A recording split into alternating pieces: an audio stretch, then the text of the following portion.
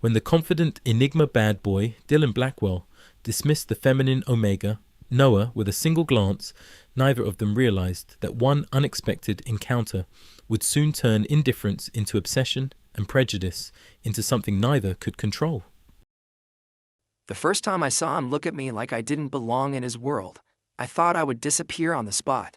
It was a Saturday night in one of those exclusive high-rise lounges in downtown Chicago where the air always felt too expensive to breathe, and every surface reflected a version of yourself you didn't recognize. I was there because my best friend had insisted I needed to get out more, which in her language meant forcing me into spaces where I clearly didn't fit. I stood near the edge of the room, wearing a fitted black crop top and high-waisted jeans. Nothing outrageous, nothing provocative, just something that made me feel like myself for once instead of a shadow in oversized clothes. I didn't realize at the time that in this world of alphas and betas and enigmas, looking like yourself could be considered an offense. I felt it before I saw it, the shift in attention, the subtle recalibration of the room's energy, like a storm's system changing direction. That's when I noticed him, Dylan Blackwell. Everyone seemed to part slightly around him without realizing they were doing it, as if the air itself had learned to give him space. He wasn't loud, wasn't dramatic, wasn't even trying to be noticed, but he was impossible not to notice. He leaned casually against the bar with a glass of something dark in his hand, his posture relaxed in a way that somehow made him more dangerous than anyone else in the room.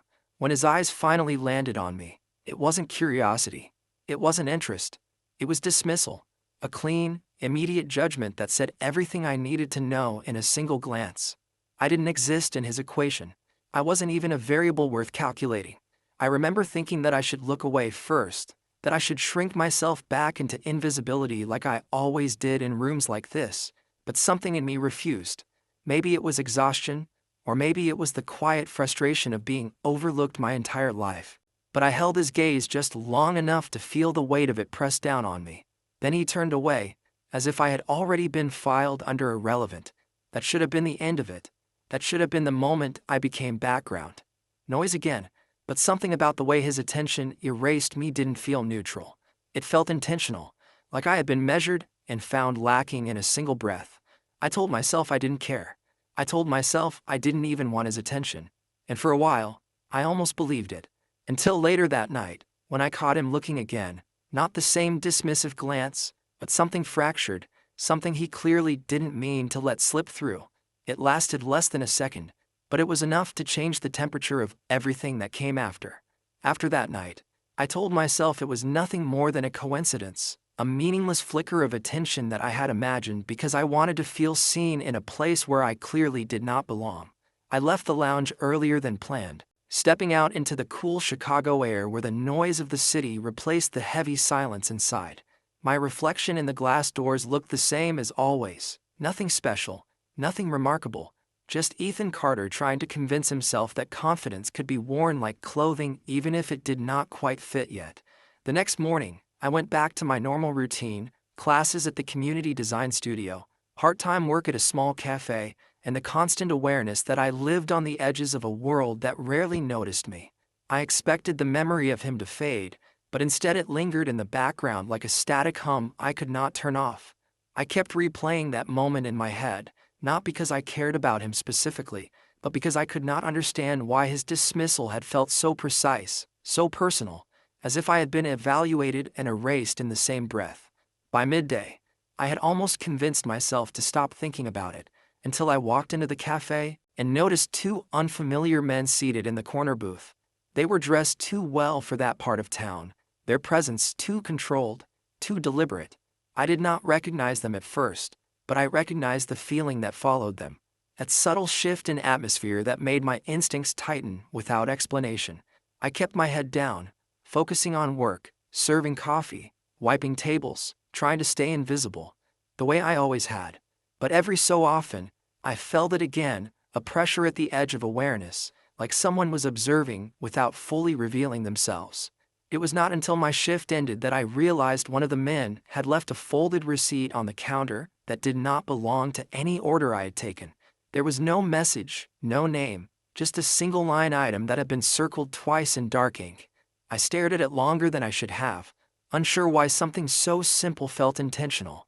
That night, as I walked home through streets lit by flickering neon signs and passing headlights, I kept feeling like I was being followed by something I could not quite define. Not fear exactly, but awareness. The kind that makes you aware of your own existence in a way you normally are not. When I finally reached my apartment, I told myself again that it was all in my head, that I was making patterns out of randomness because my life was too quiet to generate anything meaningful. But just before I closed the door, I noticed a black car idling across the street, its windows tinted too dark to see inside. It did not move, did not signal, did not announce itself in any way. It simply existed there, patient and still, as if waiting for something I had not yet agreed to give.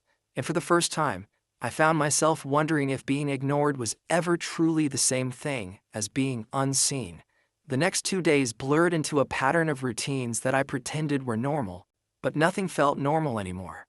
I kept telling myself that whatever I had seen was coincidence, that a black car parked across the street meant nothing more than someone waiting for a friend or running an errand in a neighborhood I happened to live in. But logic did not quiet the awareness that had settled inside me. It felt like something had shifted in the space around my life, subtle but impossible to ignore once noticed. I started taking longer routes home, changing sidewalks, even stopping inside stores I did not need anything from just to break the feeling of being followed by a presence I could not define. Each time I looked over my shoulder, there was nothing definitive, only fragments of possibility that never resolved into certainty. On the third morning, I arrived at the cafe earlier than usual, expecting a quiet shift, but my manager informed me that a private reservation had been placed for the back section of the cafe for the entire week. No explanation was given, only a request for discretion and uninterrupted service. The name on the reservation meant nothing to me, but something about it felt deliberately incomplete, as if identity itself had been withheld on purpose. I tried to ignore it and focus on my work, but around mid-morning, I noticed the same sense of observation returning, not from a single direction but distributed, as if attention itself had multiplied across the space. When I stepped outside during my break, I saw the black car again, parked further down the street this time, closer than before, positioned where it had a clear view of both entrances to the cafe. I told myself again that it was paranoia, that people in a city like Chicago simply existed near each other without meaning anything by it. Yet my body did not agree with my reasoning. There was a tension in my awareness that did not match any logical explanation. Later that afternoon, while restocking supplies in the back room, I overheard 2 customers mention a name in passing, Dylan Blackwell, spoken quietly like a reference to someone not meant to be discussed openly. The moment I heard it, something in me reacted before thought could catch up, a recognition I did not understand. I did not interrupt, did not ask questions, but the name stayed with me long after they left.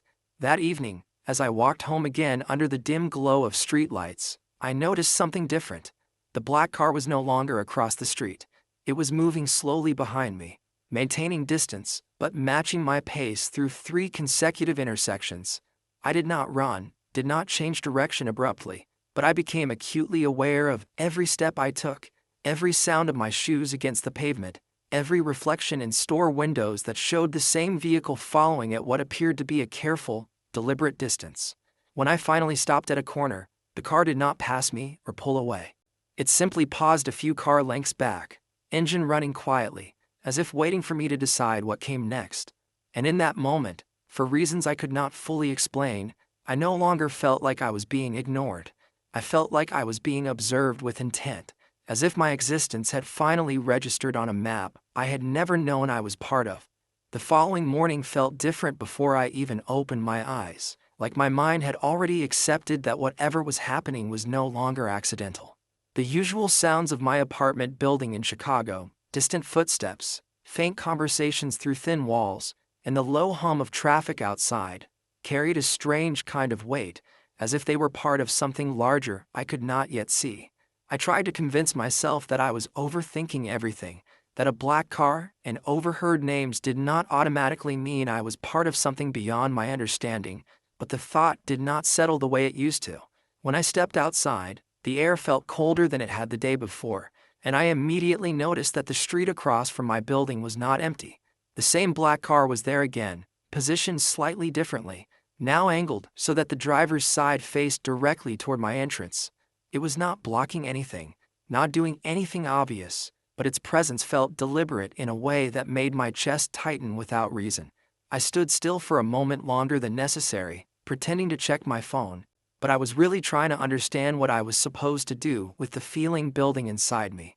Eventually, I started walking toward the cafe, choosing my usual route out of habit, though it no longer felt like my own decision. Halfway down the block, I noticed something else that made my steps slow. A second vehicle, this one parked near the intersection, matched the first in its quiet stillness, both positioned like points on a map I had never seen. I did not stop walking, but I became acutely aware of how predictable my movements must look, how easily someone could follow patterns I had never thought about before. By the time I reached the cafe, my thoughts were no longer focused on work or routine. They were centered on one idea I could not fully define: observation. The private section in the back of the cafe was already prepared when I arrived, even though my shift had just started. The table was set with precision that felt unnecessary for a simple reservation, as if every detail had been arranged with intention rather than convenience. I tried to ignore it and begin my tasks, but around mid-morning, I noticed a familiar figure outside the front window. Dylan Blackwell was not inside the cafe, but he was there, standing across the street near the edge of the sidewalk, his presence calm in a way that made the world around him feel slightly quieter. He was not looking directly at me, or at least it did not seem that way at first, but I could feel the direction of his awareness even from where I stood.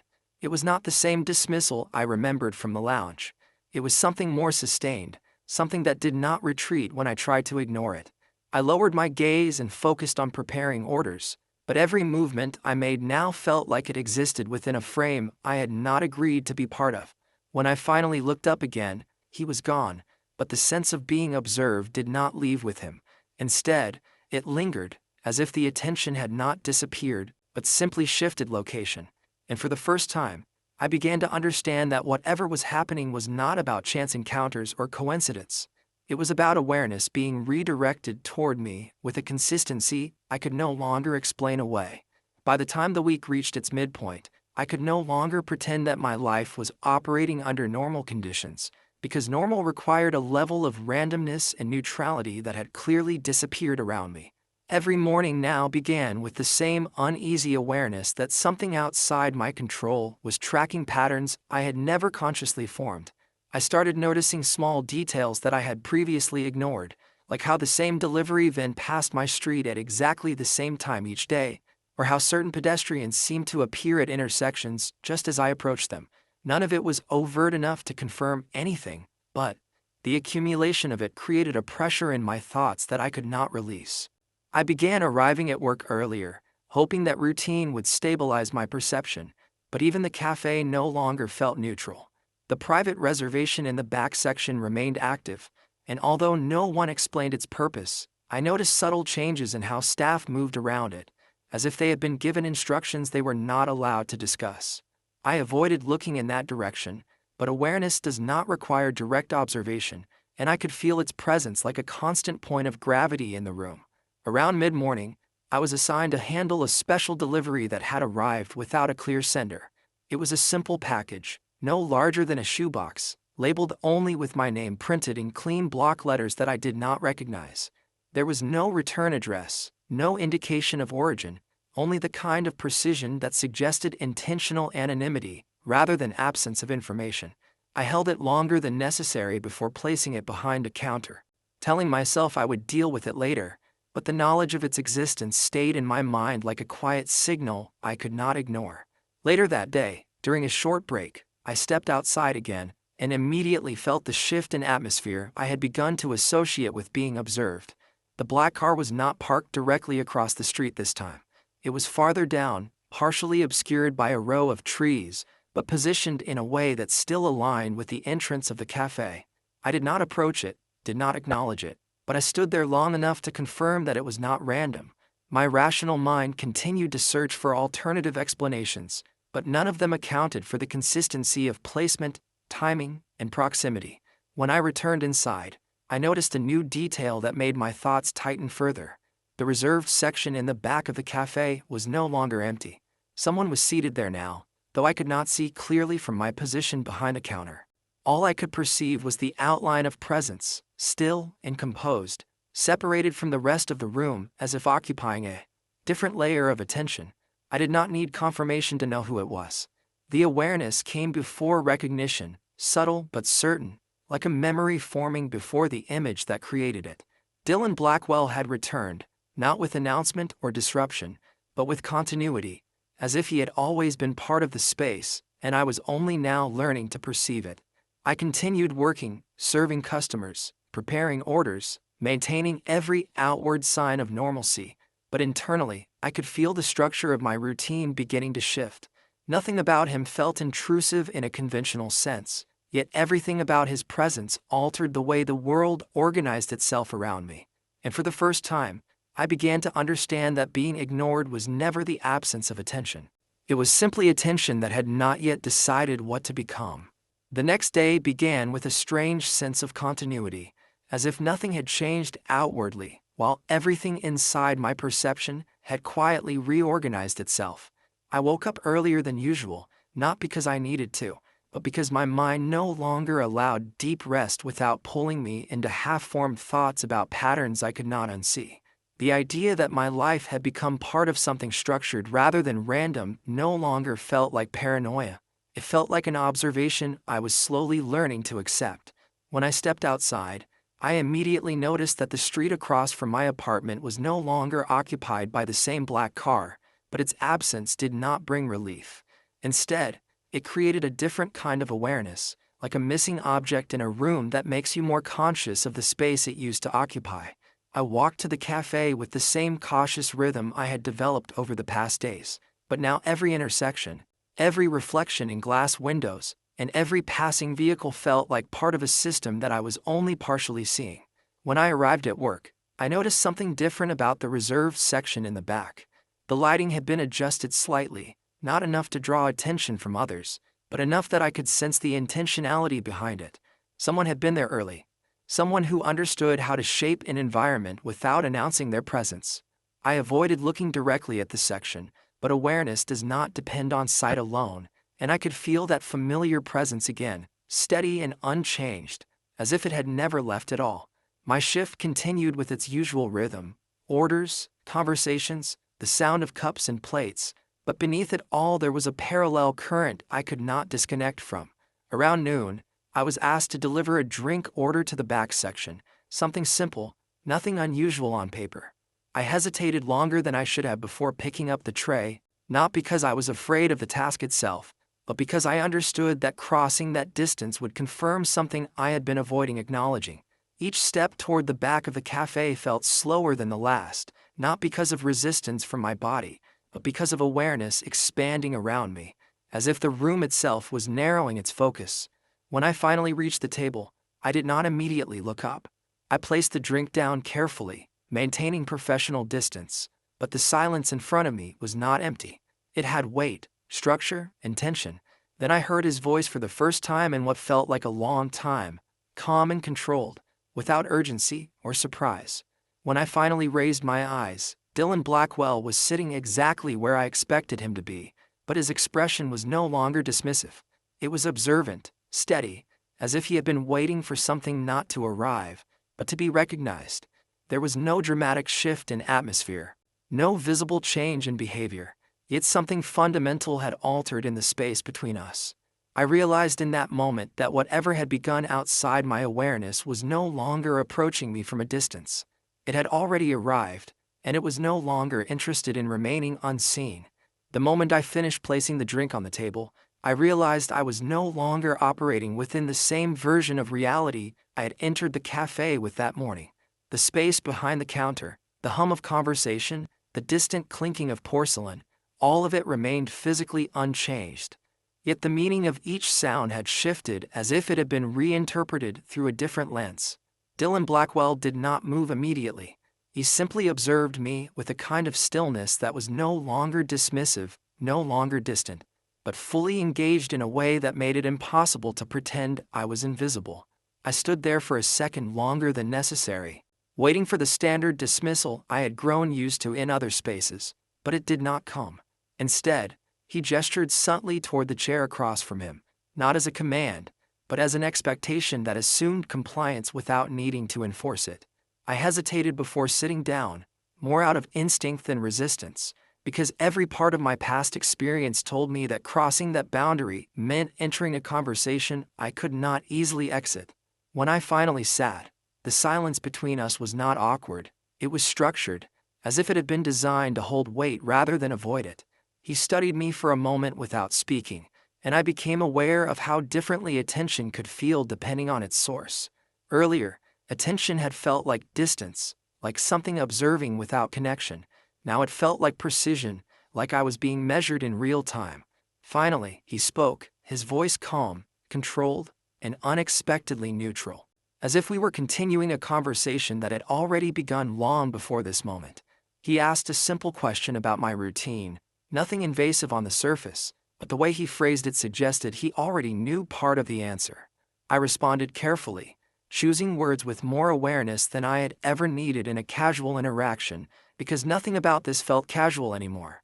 As I spoke, I noticed something unsettling in the way he listened. He was not reacting to my words in the usual sense. He was processing them, as if each sentence contributed to a larger structure he was building internally. There was no interruption, no correction, no judgment, only continuous observation. At one point, I mentioned my apartment location without thinking, and I immediately felt the shift in his focus, subtle but unmistakable, like a recalibration rather than a reaction. I tried to redirect the conversation, but he gently steered it back, not through force, but through inevitability, as if the path had already been set, and I was only now catching up to it. I asked him directly why he was here, expecting either deflection or silence, but instead he leaned back slightly and gave a response that did not clarify as much as it reframed. He said that some things become noticeable only after they are observed consistently enough to form patterns, and that patterns, once recognized, cannot be unseen. The way he said it made me realize that he was not referring only to me, but to everything that had been happening around me since that night in the lounge. The cafe, the cars, the timing of encounters, the subtle repetition of presence. All of it began to align in my mind in a way that felt less like coincidence and more like design. I felt a tightening in my thoughts as I considered the possibility that I had never been moving independently through these spaces. Dylan's gaze did not waver as I processed this, and for the first time, I understood that he was not waiting for my reaction. He was waiting for my recognition, and when it came, it would not change what was happening. It would only confirm that I had finally seen it clearly. When I left the cafe that evening, I no longer felt like I was stepping back into my normal life, because the idea of normal had quietly dissolved over the course of the day. The conversation with Dylan Blackwell continued to echo in my mind, not because of anything he had said in a dramatic or emotional way, but because of how carefully each word had been placed, as if language itself was being used to construct something rather than simply communicate. The streets of Chicago were colder than usual, or at least they felt that way, not in temperature but in presence, as if the city had become more aware of itself. I walked with slower steps, not out of fear, but out of a growing sense that speed no longer mattered. Whatever system I was part of, I had already been accounted for. Halfway home, I noticed the familiar black car again, but this time it was not parked or following at a distance. It was positioned at the corner of my street, engine off, lights dim, as if it had arrived before I did, and was simply waiting for the correct moment to be acknowledged. I did not approach it, but I also did not ignore it. I stood on the sidewalk for several seconds, observing it as it observed me, and in that silence, I realized something that shifted the way I understood everything that had happened so far. This was not pursuit in the traditional sense. There was no urgency, no chaos, no visible pressure. Instead, it felt like continuity, as if my movement through the past few days had already been integrated into someone else's timeline long before I became aware of it. When I finally continued walking, the car did not follow immediately. It remained in place until I reached the entrance of my building, and only then did it move away, not quickly, not dramatically, but with the same calm precision I had begun to associate with Dylan Blackwell. Inside my apartment, I did not immediately turn on the lights. I stood by the window for a long time, looking out at the street below, trying to understand when observation stops being external and starts becoming structural.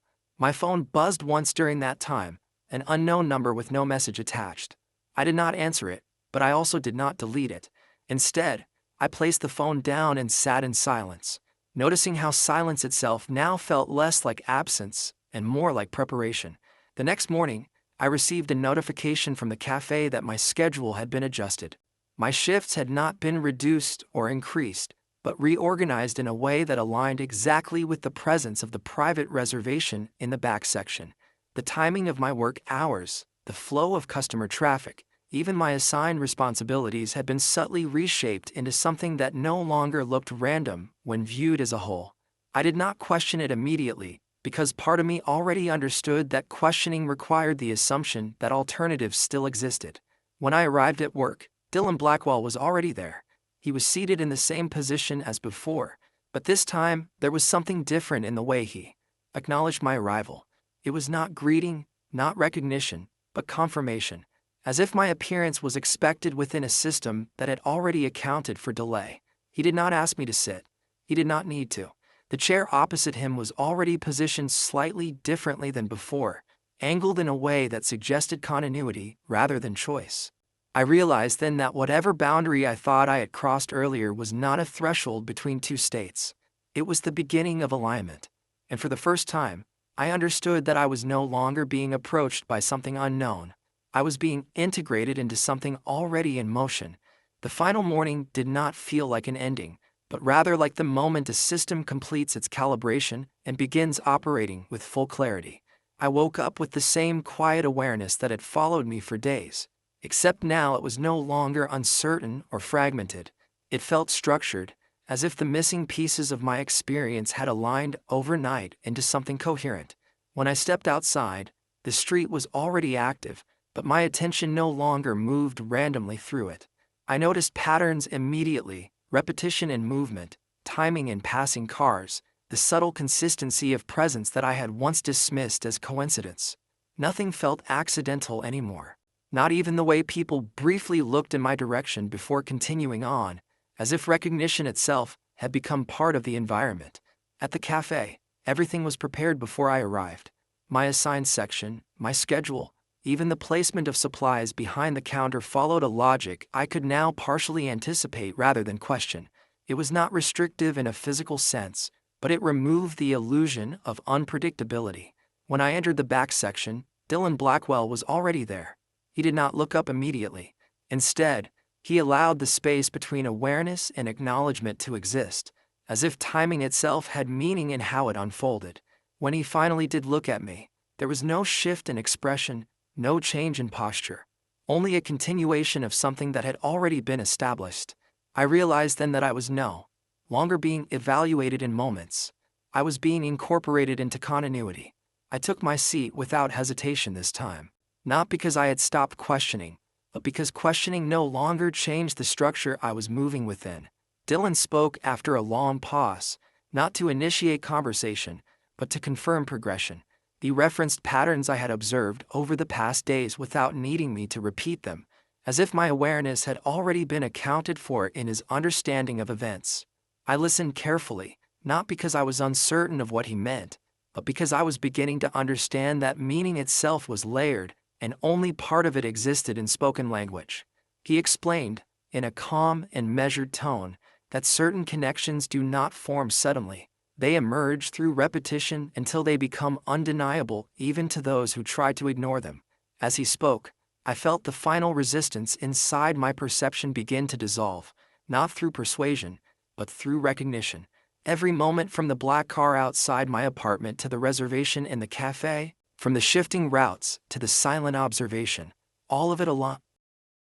Noah and Dylan's story may have come to a close, but countless other stories continue to unfold around us, each serving as a colourful piece in the magnificent tapestry of life. Did Dylan truly love Noah, or did he only begin to take notice after shattering his own preconceived notions? First impressions can be misleading. True love requires far more than mere curiosity. It demands respect, understanding, acceptance, and mutual growth.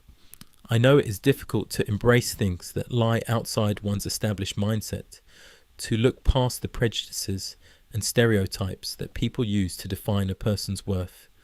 Every individual deserves to be cherished for who they truly are, not for whether or not they meet the expectations of others.